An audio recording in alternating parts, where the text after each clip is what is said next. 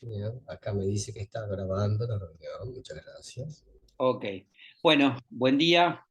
Vamos, quedo un ratito atento a ver si se va sumando gente, porque estamos recién sobre el filo de las 11:30. Hoy vamos a grabar este encuentro, lo vamos a subir por si alguno después desea sacrificarse y volverlo a escuchar, o para aquellos que no se van a poder conectar o que no pueden conectarse. Hoy vamos a hablar un poco de negociación, vamos a tratar de hacer un perfil del tema, entendiendo que en la idea del plan de acción que ustedes van a tener que instrumentar en el trabajo final que les va a permitir promocionar la materia, van a tener que no desarrollar un proceso de negociación completo, pero al mismo tiempo entrar, por así decirlo, entre comillas, entrar en negociaciones con distintos actores que se mueven dentro del sistema, porque ustedes ya se estarán dando cuenta a esta altura que todo proceso implica cambios, ¿sí? Y normalmente, y tal vez ya estemos dando una conclusión de lo que deberíamos, con la cual deberíamos cerrar la clase, normalmente todo proceso de cambio se gestiona mejor si se lo puede negociar. Esta idea me salió bastante redonda, Alejandro, trata de hacérmela acordar antes de que termine la clase y Bueno, como no, con mucho gusto. la retomamos. Bueno, ¿alguna duda o pregunta de ustedes, chicos, de algo en lo posible que tenga que ver con la materia? ¿No? Por ahora no. No, no, todo bien. Ok, bien, entonces. La negociación como proceso parte de dos o tres premisas que son centrales y que no nos tendrían que asustar porque son cotidianas, pero normalmente cuando las tenemos que enfrentar las vemos como una amenaza y eso no necesariamente es así. La primera idea que tenemos que desarrollar es que todo proceso de negociación parecería que se da por la existencia anterior de un conflicto. Y esta idea no tiene que ser un problema, porque conflictos existen todos los días y en cada momento. ¿Sí? Conflictos existen en todas las disciplinas y en todas las organizaciones. ¿Eh? No podría pensarse la gestión de un sistema estructurado complejo, como podría ser una organización, y si ustedes quieren llevarlo a un país, sin la presencia de conflictos. Lo que pasa es que tradicionalmente el conflicto era visto como una amenaza. Y a partir de la década del 60, pero especial llegando a la década del 80, y es un poco de lo que vamos a hablar ahora en un ratito, el conflicto empieza a ser visto como la posibilidad de reajustar los entornos procurando disminuir amenazas. Es decir, cuando un conflicto se presenta, en principio podría definirse como el choque de intereses en relación a una situación dada en el ahora. ¿Eh? El choque de intereses en una situación dada en el ahora. Con lo cual ahí el tiempo presente es importante, porque, y ustedes lo dirán en la vida cotidiana, muchos problemas se arreglan con el tiempo, ¿no? Déjalo andar, ya después vemos. Bueno, por eso conflicto tiene que ver con un choque de intereses, con una contradicción de intereses en el ahora. Eso es interesante porque normalmente la idea de la negociación es que las partes tenemos un tiempo limitado para negociar, ¿sí? A veces más, a veces menos. Entonces, la idea de conflicto es una idea natural a la gestión de las organizaciones, de aquellas estructuras importantes con una gran dimensión, y no necesariamente tanto, porque si llegamos a tiempo en nuestras clases teóricas, vamos a hablar un poco de pymes, y también ustedes van a poder ver ahí que hay todo un campo de desarrollo de las pymes vinculadas con muchas veces fuerzas contradictorias que se dan cuando la pyme crece, es decir, una empresa que se forma prácticamente para una gestión en el cara a cara, cuando se va agrandando hace que haya que formalizar procesos. Y en el formalizar procesos es como un choque con lo que se venía dando, digamos, y es muy común en las pymes decir, nosotros no nacimos para gestionar así, y muchas veces esa necesidad de gestionar así va a tener que ver con la dimensión de esa estructura que comenzó siendo muy pequeña y va creciendo. ¿Sí? Con lo cual, para decirlo así, los conflictos también pueden ser consecuencia de las tensiones del crecimiento. ¿eh? De las tensiones del crecimiento. Y eso es válido e interesante. Bien, ¿qué entendemos por negociación? Bueno, la negociación es un proceso en el cual, a partir de una situación dada de intereses contrapuestos, iniciamos un camino para converger en una situación en la cual la idea general es que el resultado de esa negociación va a ser favorable a ambas partes o a todas las partes, si se tratase de una negociación multilateral, en la mejor medida posible para que el beneficio sea de todos. Es decir, trato de explicarlo de otra manera. La idea de la negociación es que el conflicto de intereses pueda ser solucionado de manera tal de que todos acerquemos a una mejor posición posible, cediendo, pero en que esa mejor situación posible para todos es más beneficiosa colectivamente en el proceso que no la ventaja de uno por sobre otro. Este es el espíritu con el cual nosotros estamos encarando esta presentación. Alguien podría decir, la mejor manera de negociar es venir y romper todo. Eso podría funcionar. De hecho, si ustedes lo googlean o buscan manuales de negociación, hay, digamos, como una gran caracterización. Dice, bueno, hay dos grandes maneras de describir un negociador. Está el negociador Bambi y el negociador Rambo. Entre esos, digamos, polos se mueven todos, digamos, los aspectos de la negociación. O sea, el que está dispuesto como a ceder todo porque prefiere evitar el conflicto a toda costa, o como el que dice, nada, no me importa nada, rompo todo y después veo que queda sano. ¿eh? La idea que nosotros les vamos a transmitir es que la negociación es un proceso en el cual la obtención de una ventaja relativa va de la mano con la necesidad muchas veces de ceder en otra posición relativa. Es decir, ¿cómo explicamos esto de la posición relativa? Bueno, hay muchas teorías sobre negociación. Nosotros vamos a usar fundamentalmente para explicarles a ustedes este tema de negociación y para lo que es nuestra mejor manera de encarar el tema y entendiendo qué es lo que les va a servir a ustedes para la gestión de las organizaciones, a partir de un método que se empezó a hacer conocido hacia finales de la década del 70, el libro es del año 1981, si no me equivoco, de tres profesores de la Universidad de Harvard, Fisher, Urry y Patton,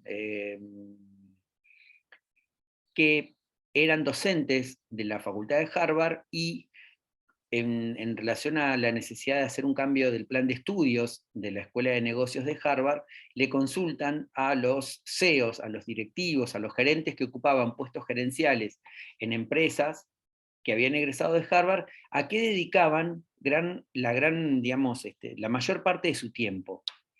Y la sorpresa fue que no lo dedicaban a comprar, a vender, a bajar costos, a, no sé, mejorar procesos de calidad, a dividir la tarea, a coordinarla, como decía Misber, sino que lo que respondieron estos exalumnos de Harvard que ocupaban puestos gerenciales en grandes empresas, lo que respondieron fue que, perdón, pero estoy admitiendo un par de chicos. Lo que respondieron fue que dedicaban la mayor parte del tiempo a negociar. a negociar. Y ahí, estos tres profesores, Fisher, Uri y Patton, con doble T, crearon un método, o digamos, desarrollaron un método de negociación que se conoce como el método Harvard de la negociación. El método Harvard de la negociación. El método Harvard de la negociación parte de la premisa que la negociación puede ser un proceso eficiente, es decir, puede ser un proceso que, partiendo del conflicto y encuadrándose en ciertas líneas directivas, puede permitir a todas las partes identificar necesidades comunes y con ello satisfacer intereses que a primera vista son contrapuestos, pero que cuando los ponemos sobre la mesa de la negociación, vemos que no necesariamente van a ser contrapuestos.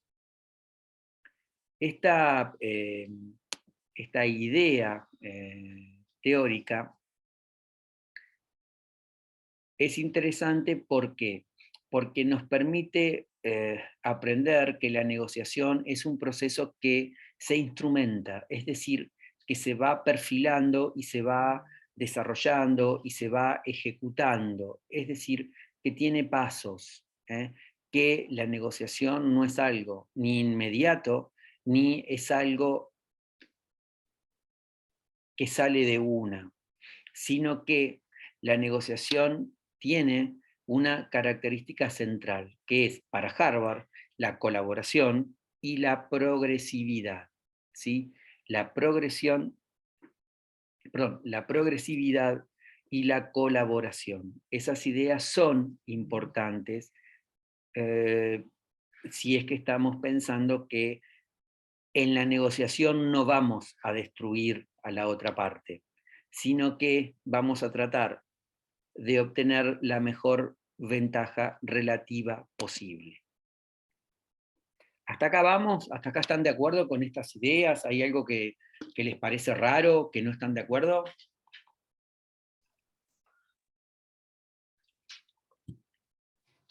¿No? No, perfecto. ¿Ale?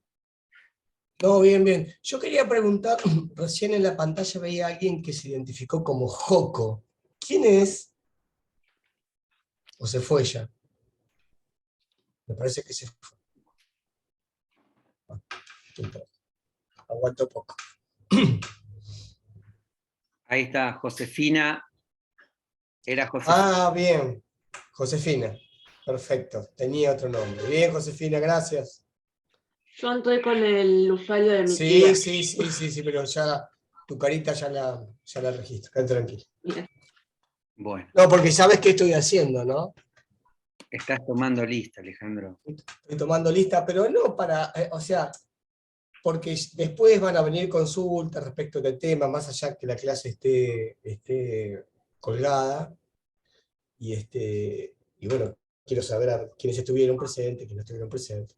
Estamos entrando ya en una etapa de definiciones, entonces, como para saber.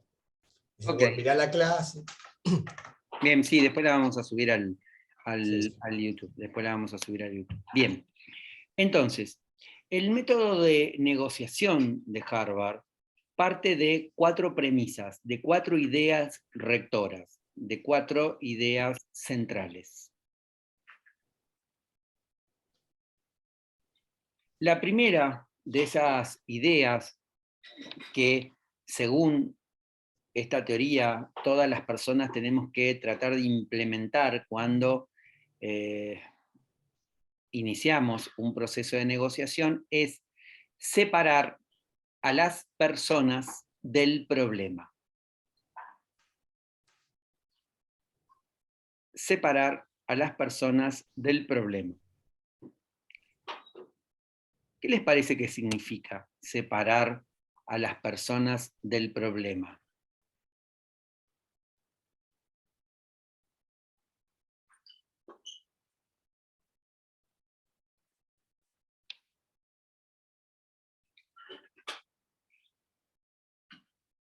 es una idea que sería muy difícil de poder aplicar si la negociación es, por ejemplo, entre un padre y una madre con un hijo, o entre un novio y una novia.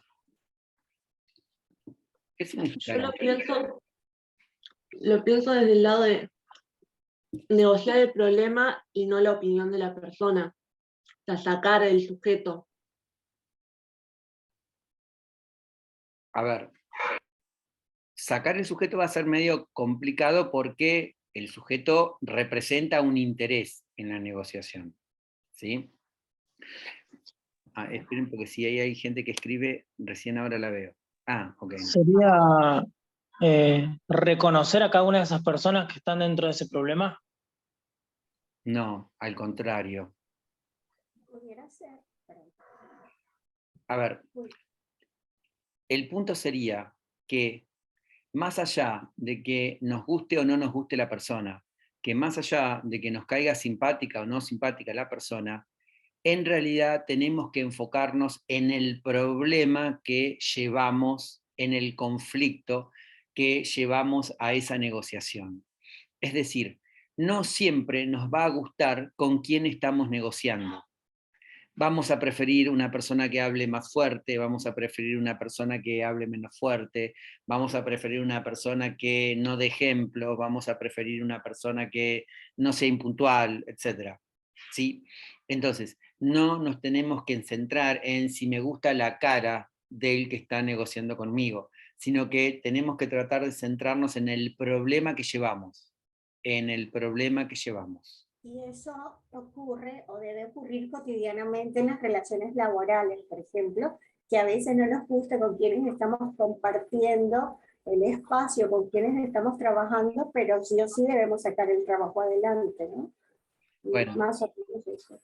Exactamente, es decir, normalmente, digamos, la idea sería, normalmente vamos a sentir que es más fácil negociar con alguien que nos cae simpático.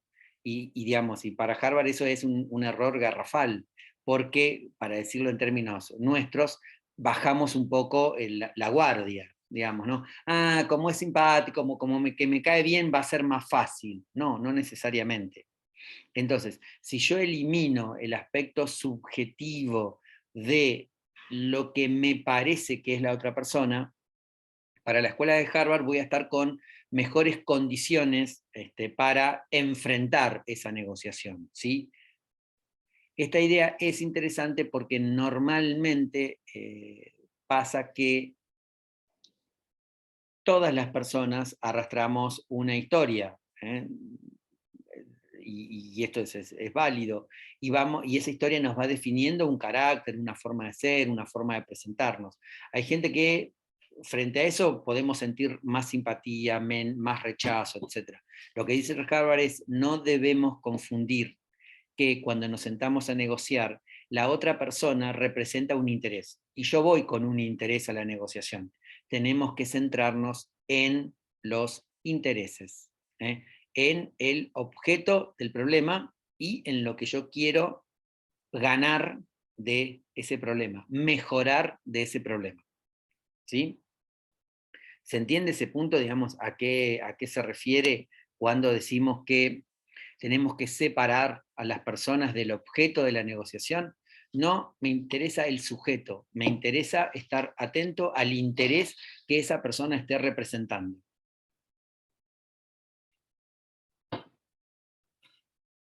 ¿Sí? ¿Eso está? Está. Bien. Parece sencillo, pero pensándolo en términos prácticos, estoy pensando en algunas negociaciones en las cuales me tocó estar en los tribunales de mediación. Es difícil, es un ejercicio difícil, ¿eh?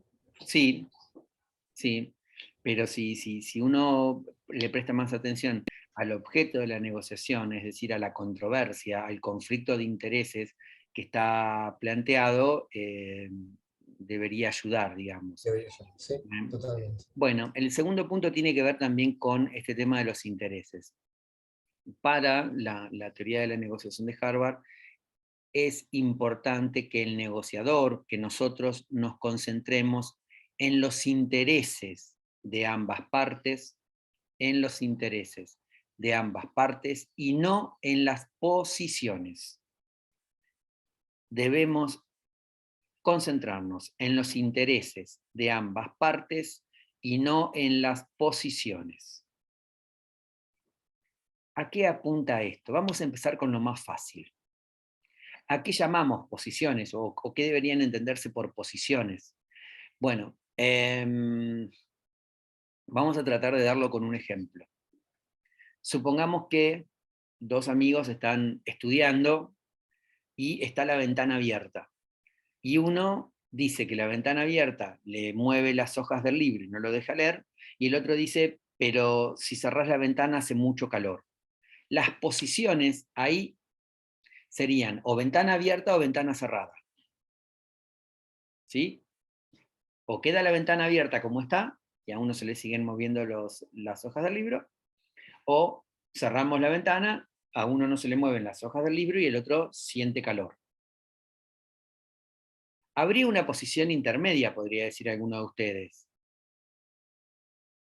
Cerrar la ventana a la mitad. ¿Y qué haría eso?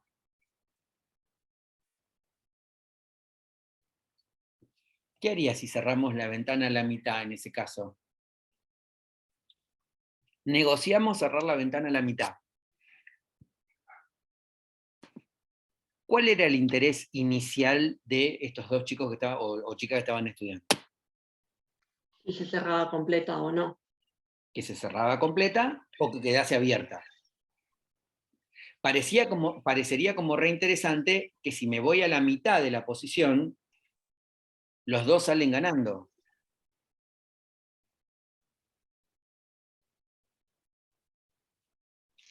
En realidad no, porque ganaría el que mantiene parte de la ventana abierta. Pero si cerrás un poco, achicás el margen de viento para que uno no se le vuele y el otro sigue con la ventana abierta. Ok, entonces ganan los dos. Depende, porque el que quede la ventana cerrada te puede seguir haciendo problema igual. No, está bien, pero ahí estaríamos hablando ya de inconformismo, digamos, ¿no? Que es muy típico de nosotros, pero digamos, a ver, me parece bárbaro que hayan dudado, y los felicito que hayan dudado de que la ventana a la mitad no termina conformando los intereses de ninguno. Porque el que se le mueven las hojas se le van a mover menos, pero se le van a seguir moviendo. Y su interés era que no se le mueva nada. Y el chico que tenía calor va a sentir menos calor que si se hubiera cerrado, pero va a sentir más calor que el que sentía antes cuando estaba abierta.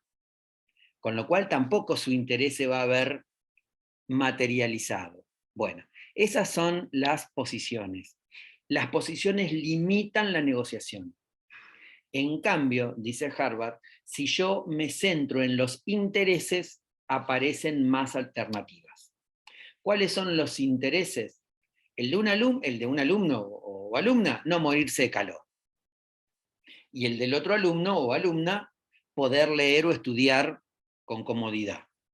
Bien, pensemos, por ejemplo, en la postura intermedia, cerrar la ventana a la mitad, pero al alumno que tiene calor, acercarlo a la ventana, y al alumno que se le mueven las hojas, alejarlo de la ventana.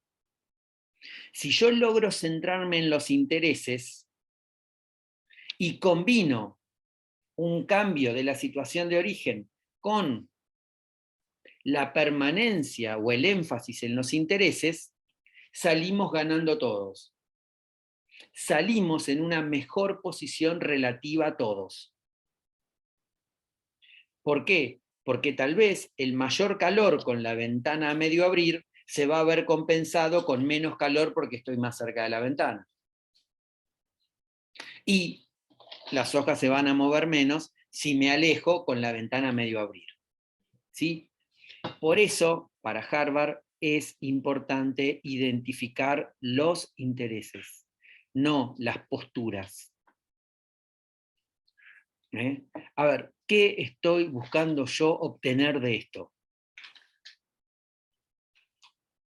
Obviamente ustedes acá me dirán, bueno, pero estás partiendo medio de una premisa, que es que en toda negociación las partes todas pueden mejorar un poquito su posición relativa. Sí, la premisa de Harvard es esa, que todas las partes, aún con conflictos contrapuestos, pueden mejorar relativamente su posición, sus intereses.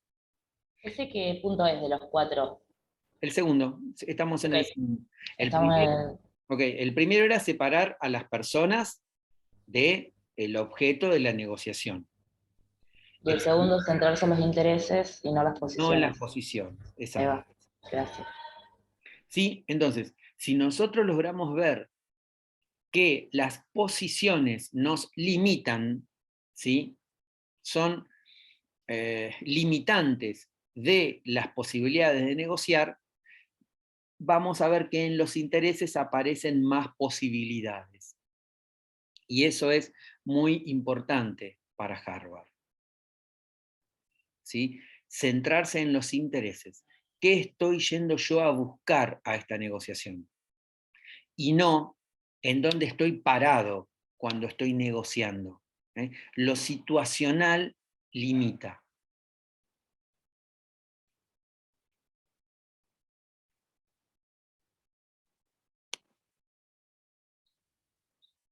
¿Se entiende esto? Sí.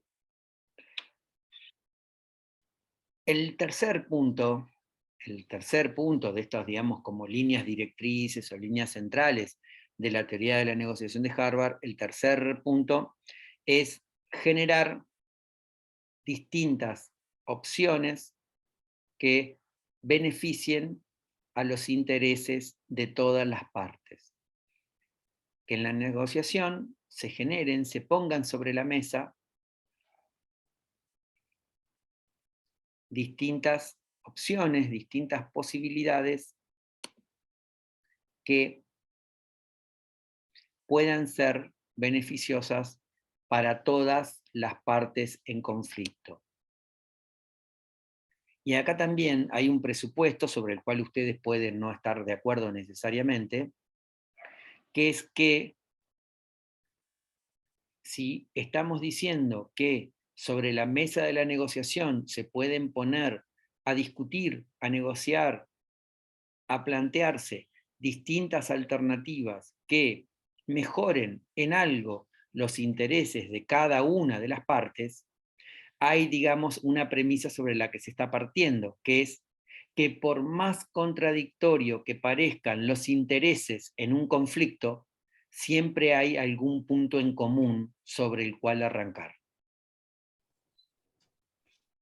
Por más contradictorio que parezcan los intereses en una negociación, siempre hay un punto en común desde donde empezar la pelea, desde donde empezar la discusión, o tal vez desde donde empezar el pequeño acuerdo.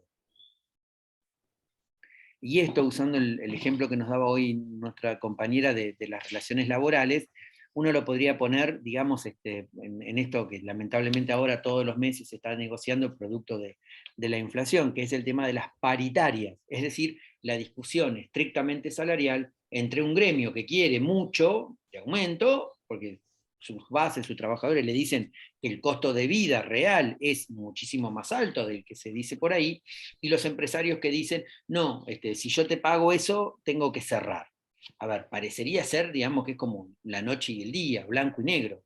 Ahora, hay un punto en común.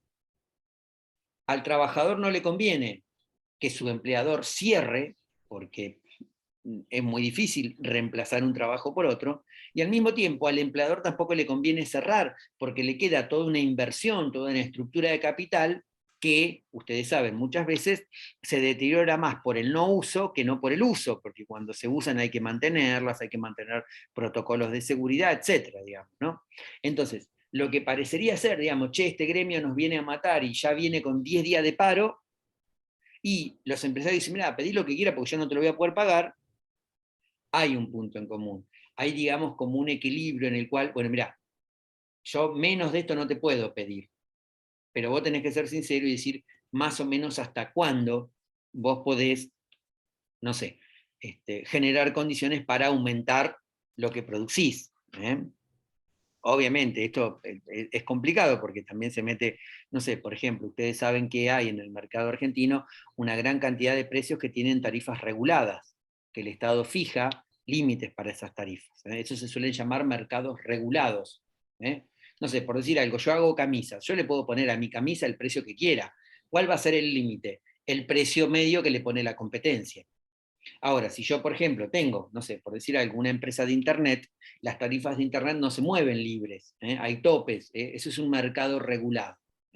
Cuando escuchen esa expresión tiene que ver con eso, con mercados en los cuales los precios no se fijan más o menos en función de las reglas de mercado, sino que tienen un tope, un techo que está dado por la autoridad de aplicación, por el Estado.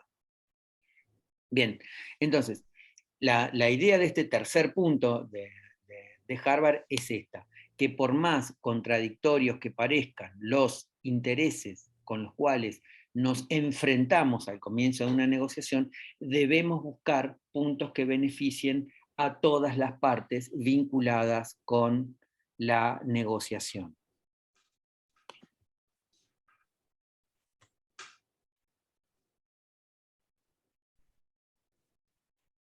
¿Hasta acá vamos?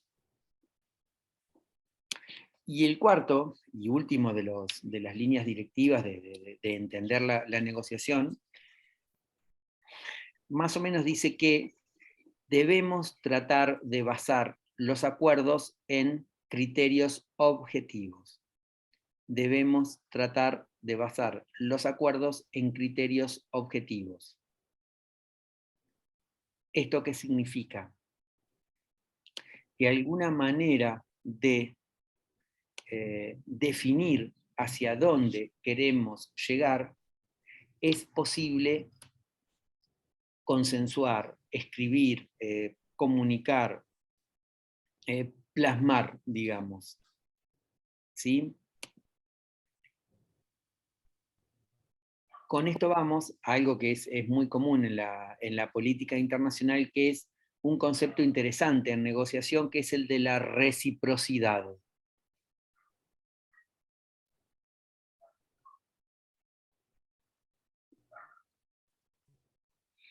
¿Alguien se animaría a dar un concepto de reciprocidad? ¿Qué les parece que es la reciprocidad?